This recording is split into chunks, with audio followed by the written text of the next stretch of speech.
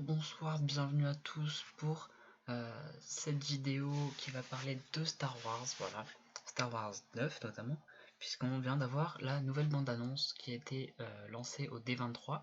Donc le D23 c'est une convention biannuelle qui est tenue par Disney, qui vise à montrer les prochains projets qui vont sortir. Alors le D évidemment c'est pour Disney, et le 23 c'est en référence à l'année 1923, où Walt Disney a fondé la Walt Disney Company en fait. Donc je vous propose de regarder tout de suite le trailer qui vient de sortir. Voilà, il est ici. Il est assez particulier, donc je préfère vous prévenir, voilà. Ceux qui ne veulent pas être spoilés par les trailers, je pense que vous pouvez quitter la vidéo tout simplement, parce que très honnêtement ce sera pas une vidéo qui voilà, on est là pour en parler, pour essayer de voir un petit peu ce que l'on peut voir dans ce trailer, qui peut nous inciter à aller voir le film au final. Et en tant que grand fan de Star Wars, j'étais un petit peu obligé de parler de ce trailer. Donc je vous laisse avec la vidéo tout de suite.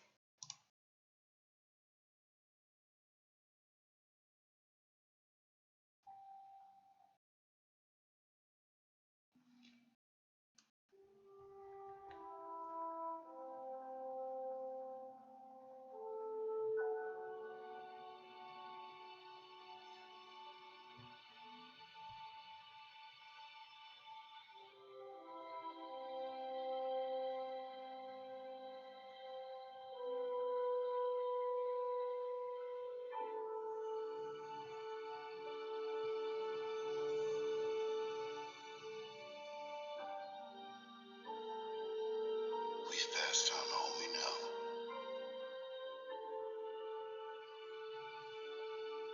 A 1,000 generations live in you now.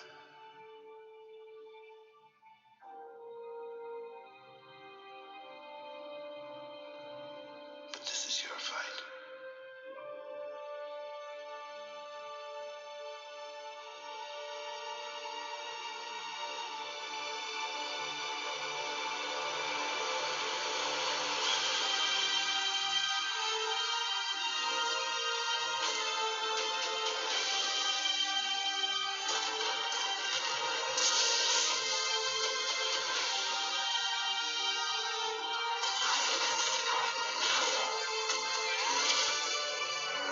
Your journey.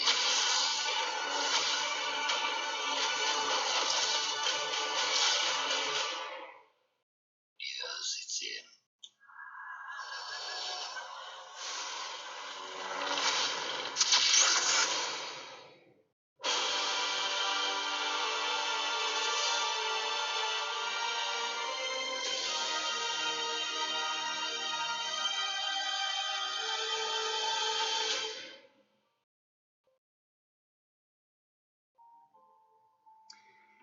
Et voilà pour ce trailer qui dure 2 minutes 11 très précisément. Voilà, on va plein de links et des recettes parce que je me suis mis à regarder quelques-unes de leurs vidéos. Enfin bref. Voilà, on va revenir ensemble. Alors, que dire, que penser de ce trailer? Tout d'abord, il est absolument incroyable. L'ascension des Skywalker, donc d'accord. Le titre avait été annoncé il y a une bonne partie. On a vu le trailer numéro 1 aussi, qui était sorti. Ce trailer numéro 2 nous donne énormément d'informations. Déjà, enfin, j'ai pris quelques screens de la vidéo qu'on va décortiquer plus en précision, mais on voit déjà une première partie que je n'ai pas relevée dans mes screens, mais une première partie qui parle de tous les anciens Star Wars qui ont été faits dans l'ordre de tournage. Donc ça c'est important déjà. On voit le 4, le 5, le 6, puis le 1, le 2, le 3. Alors pourquoi est-ce que Disney a fait ça? Je pense que Disney a fait ça pour montrer justement la chronologie de l'histoire. Enfin non, la chronologie de la légende Star Wars, un petit peu qu'on a autour dans la vie réelle, plutôt que la chronologie de l'histoire de Star Wars. Donc ça déjà c'est quelque chose d'assez particulier, puisqu'on moi je me serais attendu plus à ce qu'il fasse une chronologie dans l'histoire. pour essayer de suivre un petit peu voilà, des débuts d'Obi-Wan, avec en passant par Anakin, voilà, qui devient Dark Vador, et ensuite une arrivée de Luke Skywalker, conduit toujours par Obi-Wan, qui renverse finalement Dark Vador et l'empereur Palpatine pour amener la paix dans ce monde, dans cette galaxie. Alors pourquoi est-ce que Disney a fait ça? Je ne sais pas. Très honnêtement, je ne comprends pas ce choix de mettre le tournage en avant pour dire que c'est le dernier épisode de la saga, l'épisode 9 qui va sortir le 18 décembre. Ce sera évidemment le dernier épisode de la saga pour l'instant, même si je pense que Star Wars se sera terminé pour la suite, parce que je pense qu'on a fait le tour, qu'on revient toujours aux mêmes histoires, que bon, voilà, bref. On va pas s'attarder sur le 7 et le 8 que voilà, j'ai pas eu un très bon ressenti, même si on peut trouver des bons côtés évidemment, mais je suis un puriste Star Wars, donc c'est compliqué d'apprécier ce genre de film. Enfin bref. Donc on va regarder peut-être les screens que j'ai mis. Voilà. Alors, ça c'est la première chose que j'ai relevée. On voit une horde de vaisseaux arriver comme ça. On remarque ici le Faucon Millennium, évidemment, avec son petit antenne carrée et puis ses boosters. Et après, on se tourne vers là et on se dit, mais ça aussi c'est le Faucon Millennium. Et c'est vrai que celui-là, en fait, on dirait le Faucon de profil, mais on dirait plus le vaisseau que l'on voit au début du 4. Oups, excusez-moi. Le vaisseau. Mais bon, d'accord. Le vaisseau, on voit au début du 4. Je me souviens plus du nom, je suis désolé.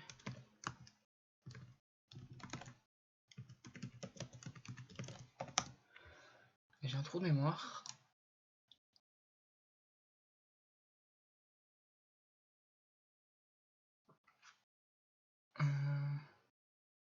Qui est le vaisseau rebelle dans lequel la princesse Leia cache les informations dans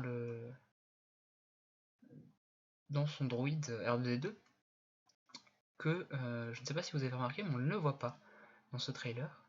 On ne voit que ces 3 PO. On en parlera juste un petit peu après. Et je ne l'ai pas retrouvé. Bon, alors on peut également dire que ici, alors on va se mettre comme ça, ce sera plus simple, comme ça vous avez l'image en même temps. On voit également ici des A-Wing hein, avec des X-Wing. On voit des B-Wing ici aussi. Alors ici on dirait un Alpha 3 V-Wing, mais je suis pas certain. En fait c'est entre l'Alpha 3 V-Wing et le A-Wing. Donc c'est un petit peu bizarre.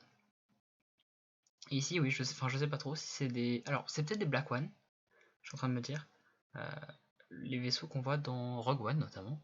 Et je sais plus s'il y en a dans le 8, peut-être. Mais voilà, c'est assez... Enfin voilà, c'est vraiment les vaisseaux rebelles. J'ai envie de chercher, je suis désolé, hein, vraiment pour ce temps.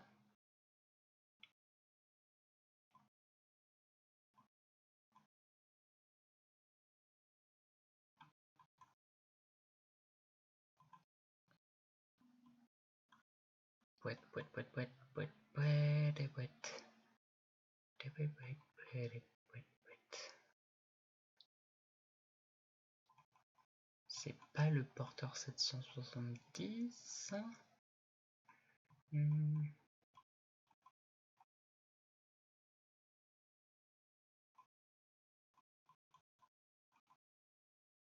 Vraiment, en plus, c'est vraiment un vaisseau que tout le monde connaît, que tout le monde a vu au début de ce Star Wars épisode 4.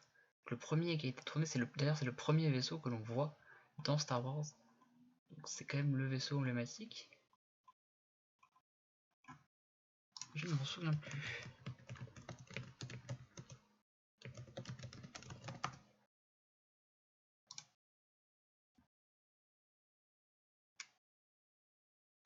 C'est celui-ci.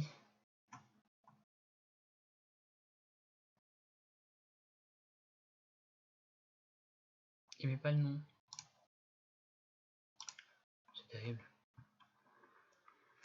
C'est vraiment terrible.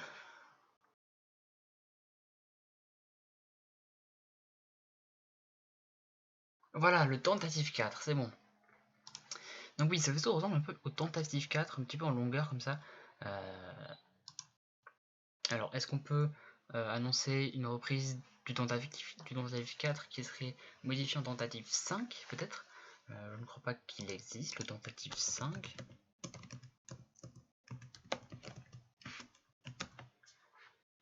Non, il n'existe pas. Donc, pourquoi pas un Tentative 5 avec... on a vu Carrie Fisher qui a fait ses dernières scènes peut-être dans ce vaisseau justement. Donc voilà, cette horde de vaisseaux un petit peu spéciale. On se demande un petit peu... est-ce que les vaisseaux vont rester les mêmes que dans les autres épisodes? Est-ce qu'ils vont les changer totalement? Même si le B-Wing n'a pas du tout l'air d'être changé, ni les... Alors les X-Wing ou les Dark Phantom, je ne sais pas.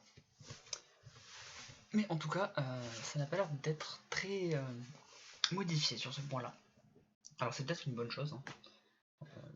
Je sais pas ce que vous en pensez, mais bon. Pour moi, ils auraient pu faire un petit effort au niveau des vaisseaux, au moins sur le trailer, pour nous montrer d'autres choses. Quoi. Enfin bref, passons à la suite. On a cette image. Cette image de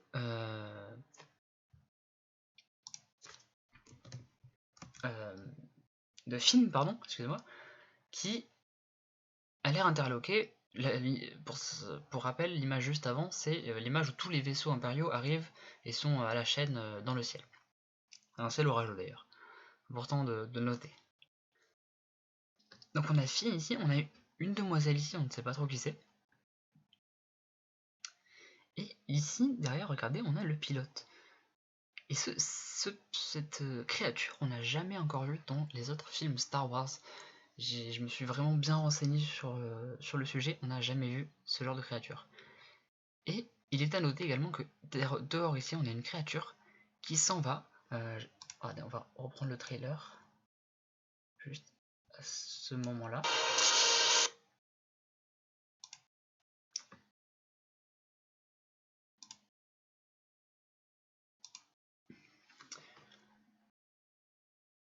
Je vais enlever le son, voilà.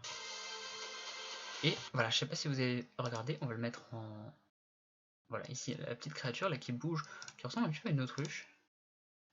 On va se mettre en 0,5. Et regardez, juste ici, on a cette créature qui s'en va. Alors je sais pas trop si c'est une créature ou si c'est une partie du vaisseau qui se détache ou qui... une espèce de bras mécanique qui s'en va. C'est assez bizarre, je dois dire. Donc je ne sais pas, je ne sais pas trop quoi en penser. Peut-être que ce n'est qu'un détail, hein, et que je m'acharne, comme d'habitude, à chercher les petits détails un peu partout. Mais je trouve ça quand même intéressant de voir que on a des choses qui bougent un petit peu dans tous les sens.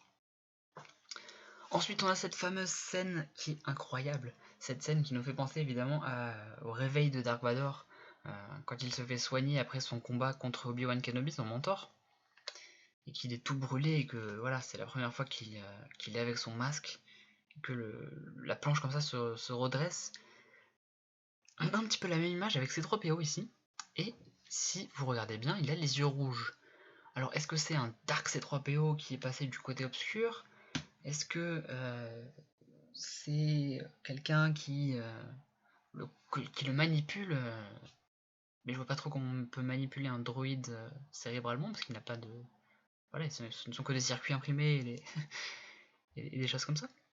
Mais on voit qu'il y a des petites lampes ici, des petites ici, là aussi. Des petites lampes chauffantes qui sont censées, normalement, faire luire les droïdes. Parce que ça, c'est un stand de réparation de droïdes, hein, qu'on a souvent dans les gros vaisseaux de transport impériaux. Impériaux ou même des vaisseaux rebelles. Hein. Quand ils ont besoin de réparer les droïdes, ils ont ce genre de salle.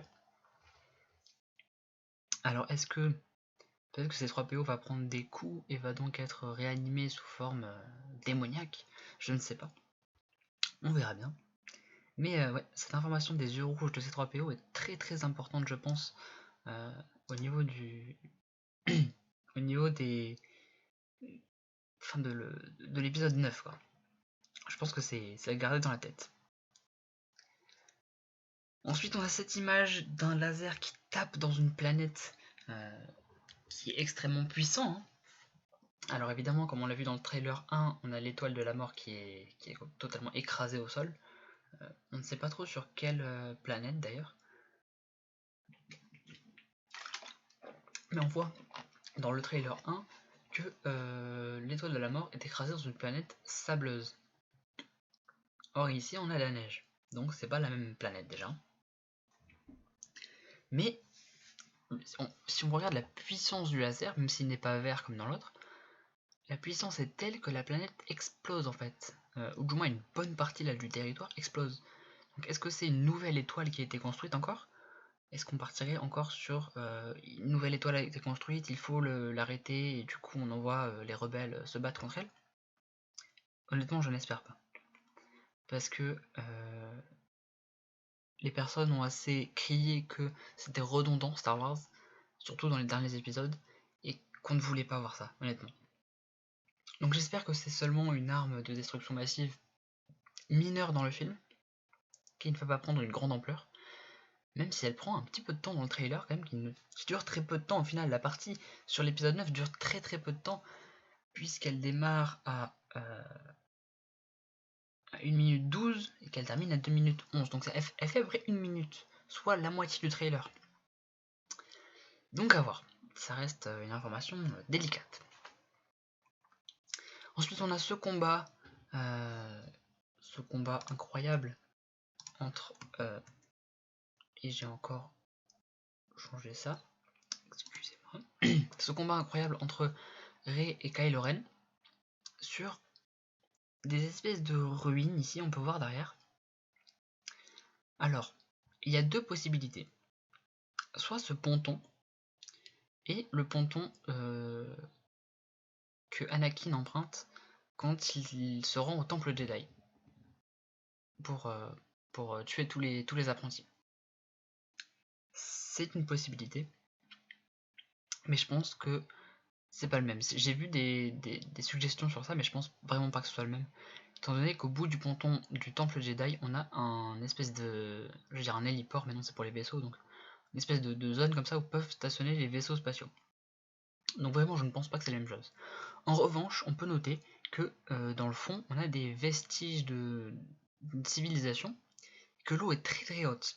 Donc j'ai immédiatement pensé à Kamino, la planète où sont fabriqués les clones, dans l'épisode 3 je crois, ou 2. Et du coup, est-ce que il serait parti sur Kamino? Est-ce que les clones seraient encore d'actualité? Est-ce qu'on aurait encore des clones qui marchent, même si la planète a l'air abandonnée? Et surtout, pourquoi les deux se battent sur cette planète-là? Pourquoi ils ne se battent pas sur une planète sablonneuse comme Tatooine, ou sur une planète plus... comment on pourrait dire? Plus... même sur un vaisseau, sur le vaisseau de Kylo Ren par exemple. Donc c'est assez troublant de les voir se battre dans un environnement comme ça. C'est l'image d'ailleurs qu'on a sur l'affiche officielle de Star Wars 9. Donc à voir. Et enfin, pour couronner ce trailer, on voit Rey. Et oui, c'est bien, bel et bien Rey. J'ai vu beaucoup de personnes dire non, c'est pas Rey, c'est pas la même actrice. Si, c'est Rey. Je tiens à vous l'affirmer, c'est Rey. Et on voit qu'elle a cette double lame. Alors cette double lame, en réalité, je vais me mettre...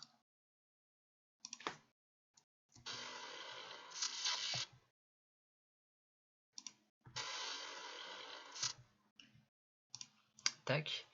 Je vais vous montrer directement sur la vidéo, ce sera plus simple. Voilà, c'est une espèce de double sabre collé l'un à l'autre qu'elle détache pour le mettre l'un à côté de l'autre. Mais ce qu'on remarque surtout, c'est que la lame n'est pas parfaitement droite, comme le peut être un sabre Jedi classique. Ici, la lame est un petit peu distordue, comme celle de Kylo Ren, ce qui signifie normalement que le cristal n'est pas stable. Le cristal a été abîmé, le cristal a été, comment je pourrais dire ça, déchiré dans un sens.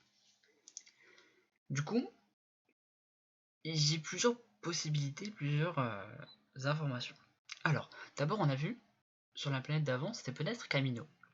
Alors, est-ce que, comme on sait que le grand méchant est censé être Palpatine, par rapport à l'affiche, qui est assez parlante, est-ce que Palpatine aurait créé un clone de Rey pour pouvoir l'affronter? Peut-être qu'il a peur de Rey et qu'il se dit j'ai besoin d'un clone d'elle-même pour pouvoir la battre. Deuxième suggestion, est-ce que Rey a infiltré le côté obscur pour pouvoir le détruire de l'intérieur? Et qu'elle se fait passer pour une apprentie de Palpatine, ou de Darth Sidious comme vous voulez, pour pouvoir le détruire depuis l'intérieur sans qu'il ne s'en rende compte.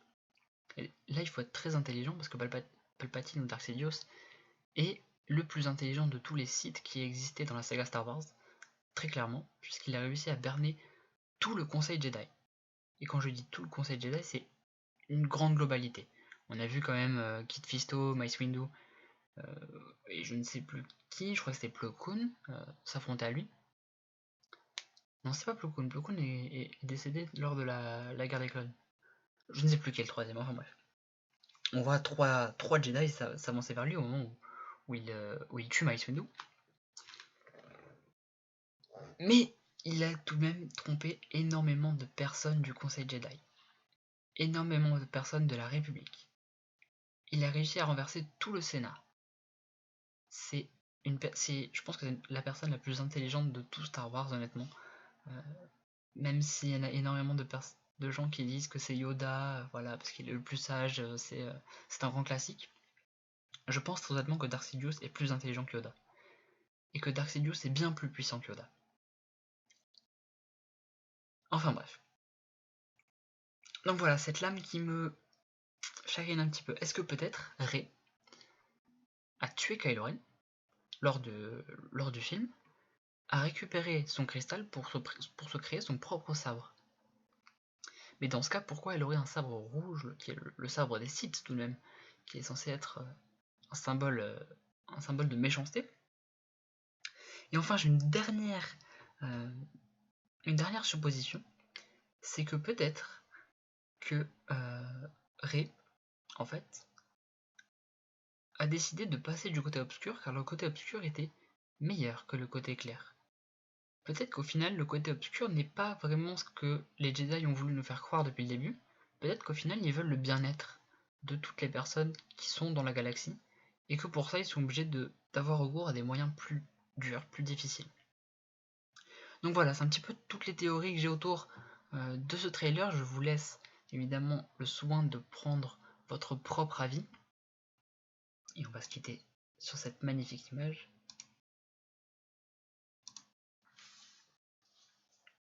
Voilà, je suis un peu mitigé sur ce trailer, je vous l'avoue. Mais bon, ça m'excite un petit peu de découvrir la suite des événements. Donc sur ce, on va revenir sur la cam, ça va être un gros bordel. Tac, tic tac, tic tac, tac, tac, tic tac. Voilà. Donc merci à vous d'avoir allé cette petite vidéo qui sort un petit peu de l'ordinaire. J'essaie de reprendre des vidéos un petit peu différentes en ce moment. Voir un petit peu ce que ça donne, essayer de toucher un petit peu à tout. Mais je pense que voilà, ce trailer est absolument incroyable. Je vous conseille, si vous ne l'avez pas vu, de regarder le premier trailer aussi. Je ferai sûrement une vidéo sur les prochains trailers qui sortiront s'il y en a. Et essayer de décortiquer un petit peu tout ça aussi avec des screenshots, essayer de m'informer un petit peu autour de tout ça pour avoir le meilleur avis possible. Donc sur ce, je vous fais des bisous, je vous dis à la prochaine, et voilà, tout va bien. Et rendez-vous le 18 décembre dans les salles pour découvrir ce film qui a l'air incroyable. Merci.